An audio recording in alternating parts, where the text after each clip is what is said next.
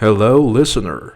My name is Eric, and I am here to read to you the first and last pages of every book in my shelf. Just like I come here to see you, young ladies, I used to go to church to see my beauties. Well, not exactly to church, I am not much of a churchgoer, but to a small shop next to a parish house. A tiny little place where a man by the name Altman sold second-hand sewing machines, dual-spring big trollers from America, and Minimax fire extinguishers. And this Altman, he had a sideline delivering beauties to pubs and bars all over the district. And the young ladies would sleep in Altman's back room.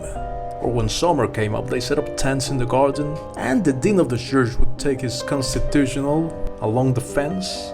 And those jaws would put up a big troll out there and sing and smoke and tan themselves in their bathing suits. A sight for sore eyes it was. A heavenly sight. Eden on earth, which is why the dean took all those inspection tours along the fence. That and the rotten luck he had with his priests. One ran off to Canada with his cousin, another converted to the Czechoslovak church, and a third one defied his ban and climbed the fence, fell in love with one of the beauties and shot himself out of unrequited love. Revolver or Browning, it always gets you in the end. We borrowed one when we were boys and shot at the fence like corner tones, but then my brother took it apart and we couldn't put it back together.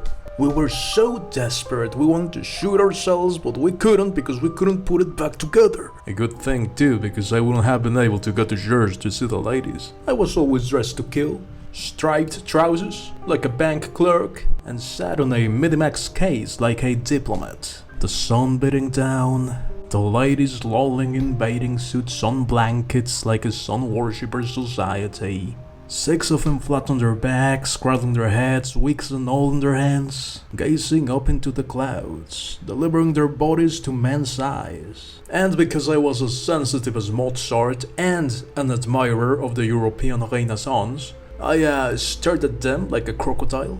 One eye on the dean, the other on their crossed legs and dangling ankles. The shivers that ran down my spine. How many people get to see so many beauties in one place? Only emperors and sultans. Anyway, I tell the ladies my dreams. Like the one where the baker puts his loaf into the oven, which means winning the lottery. A pity I had no ticket. Dreaming of a bakery means nocturnal rebels. Though, what good is that? Neither Havlicek nor Christ ever laughed.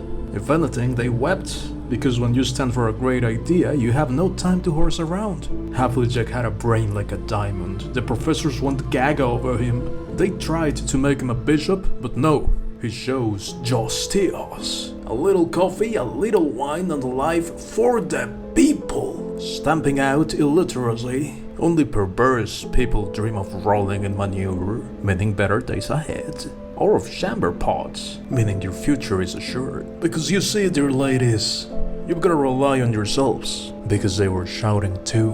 And not until much later did they roll away the couch and pull the spring out of the Bowski the goldsmith, who wished to remove the veil from the European Renaissance. When Bonte the poet came back pushing the baby boogie with his 2 offspring, he told me in great confidence that he wrote poetry only in the toilet with a pastry board on his knees and a notebook on the pastry board. But now that the babies have started walking and pounding the door, it's enough to bring down a Goethe, and he could put up with anything. So anyways, ladies, there I was, sitting in my Minimax fire extinguisher case, while 6 beauties lolling in the sun listened to my stories. And the dean of the church is standing in his watering can with one arm over the fence, stared at me like I was an apparition, while in fact, I was only a loyal reader of the illustrated weeklies of Havlicek and Mr. Batista's book of sexual hygiene. With that, we end today's session.